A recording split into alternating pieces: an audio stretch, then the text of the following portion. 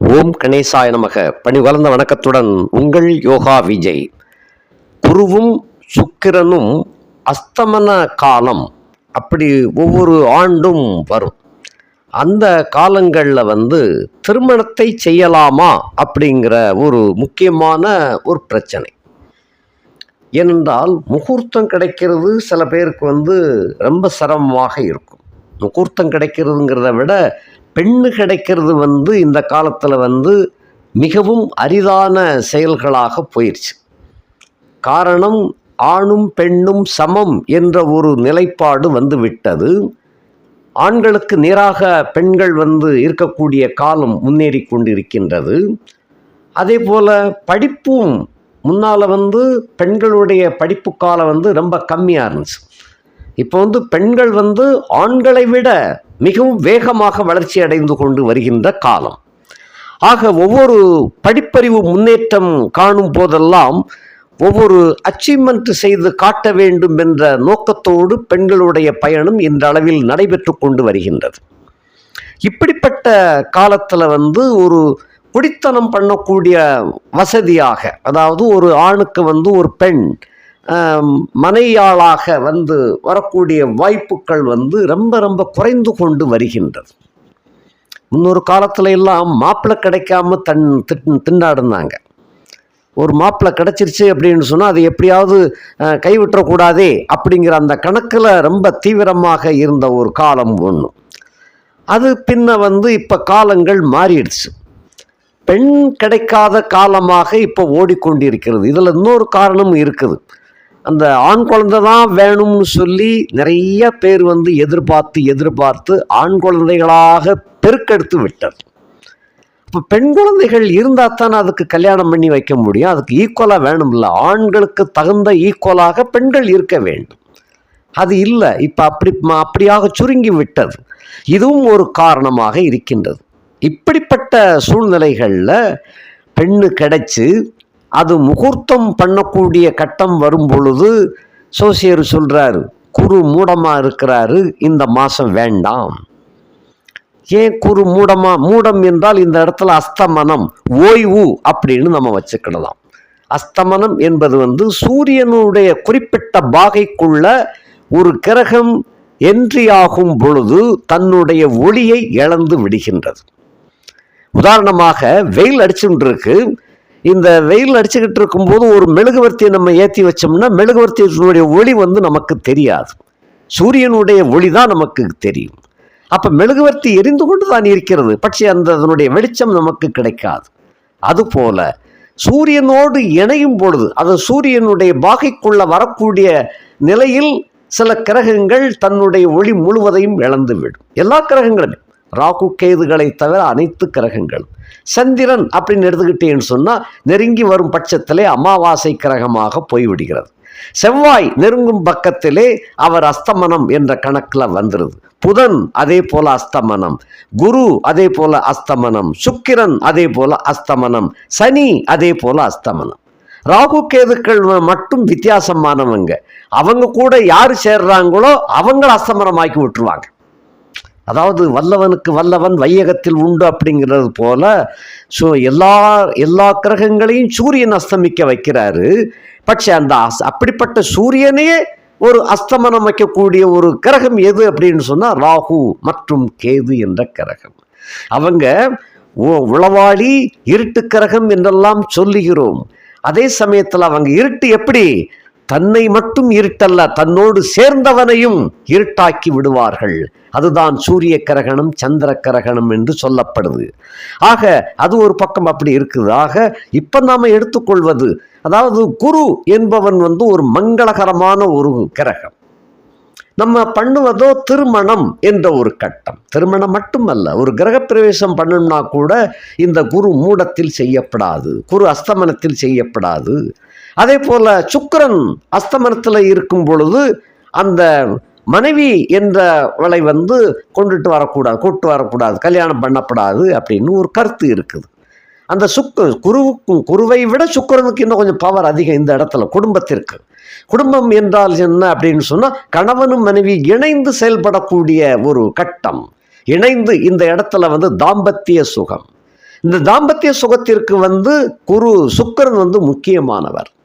அப்படி சுக்கிரன் அஸ்தமனிக்கும் பொழுது, அவருடைய ஓய்வில் இருக்கும் பொழுது, அவருடைய சக்தி எல்லாம் சூரியனோடு இணைந்து விட்ட பொழுது நாம் அந்த காரியத்தை செய்யும் பொழுது அதில் நாட்டம் அதிகம் இல்லாமல் போய்விடும்.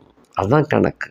அஸ்தமனத்தில் ஒரு கிரகம் இருக்குதுன்னா அந்த காரகத்துவத்தின் மீது குடும்பம் அப்படின்னு சொன்னால் கணவன் மனைவி தாம்பத்திய சுகம் இல்லற சுகமாக நல்லபடியாக இருக்கணும்.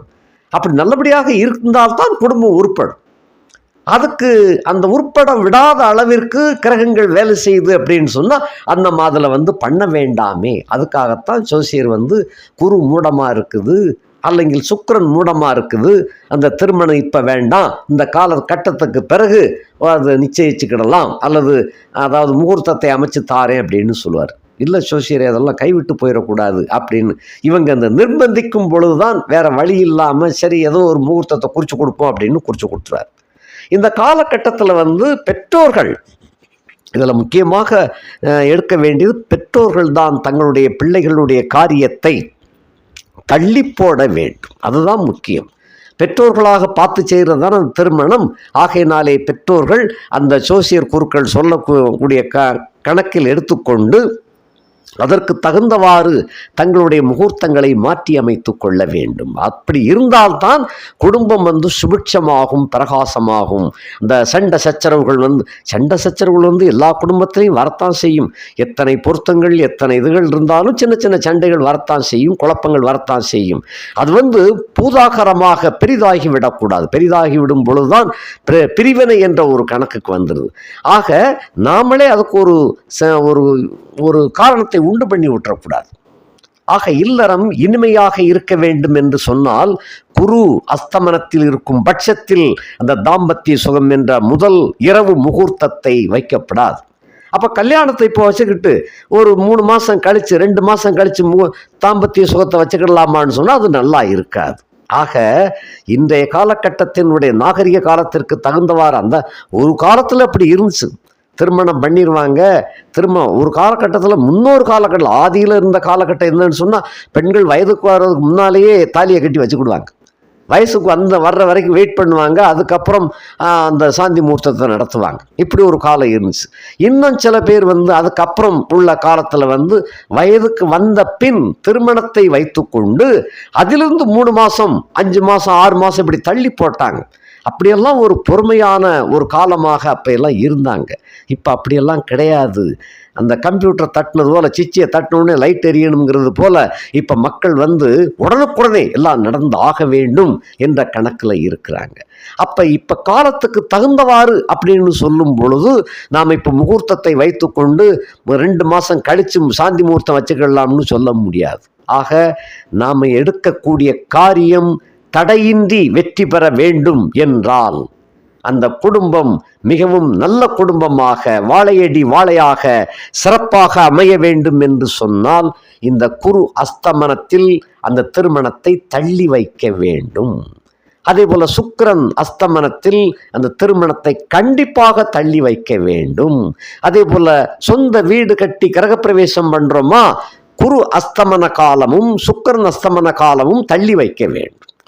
குரு அஸ்தமன காலத்தில் வச்சோம்னு சொன்னால் ஃபண்டமெண்டல் சுழற்சி, அந்த புது வீட்டுக்கு போனதுக்கப்புறம் ஃபண்ட்ஸு சுழலாது. அதாவது தனக்காரகன் அந்த குரு பகவான். இந்த சுக்கிரனும் காமக்காரகன், தாம்பத்தியத்துக்கு அதிபதி. ஆக அந்த வீட்டில் அந்த பணப்புழக்கம் என்பது தங்காது, நிம்மதி இருக்காது, சுகம் இருக்காதுங்கிறதுக்காகத்தான் குரு அஸ்தமனத்திலையும் சுக்கிரன் அஸ்தமனத்திலையும் இந்த காரியங்களை தள்ளி வைக்க வேண்டும் என்று சொல்லப்பட்டு இருக்கின்றது. ஆக இதெல்லாம் நிறைய விஷயங்கள் இருக்கு, சுருக்கமாக உங்களுக்கு நான் சொல்லியிருக்கிறேன். ஆக இந்த மாதிரி காலங்களில் இவைகளை தள்ளி வைக்க வேண்டும். இந்த ஆண்டில் குரு அஸ்தமன காலம் எப்பொழுது அப்படின்னு சொன்னோம்னா 3/5/2024 அன்றைய தினம் காலை 10 மணி முதல் 2/6/2024 பகல் 10 மணி வரையிலும் ஆகும். இது கிட்டத்தட்ட 1 மாசத்தோட அந்த அஸ்தமனம் முடிஞ்சிருது. சுக்கிரனுடைய அஸ்தமன காலம் எப்பொழுது அப்படின்னு பார்த்தோம்னா 3/5/2024 பகல் 9 மணி 12 நிமிஷத்தில் தொடங்கி 12/7/2024 9 மணி 12 நிமிஷம் வரையும் இருக்கிறது. ஆக இவர் கொஞ்சம் கூட ஒரு மாதம் எடுத்துக்கிடுறார்.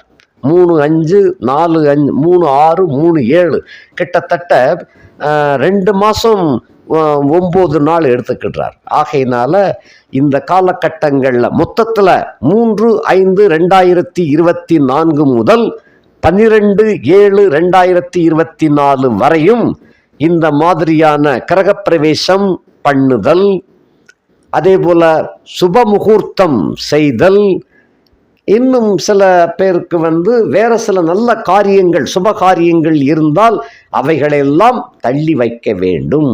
இந்த 12/7/2024 மணி 12/7/2024 பகல் 9 மணி 12 நிமிஷம் வரையும் இந்த மாதிரி சுப காரியங்களை தள்ளி வைப்பது நல்லது.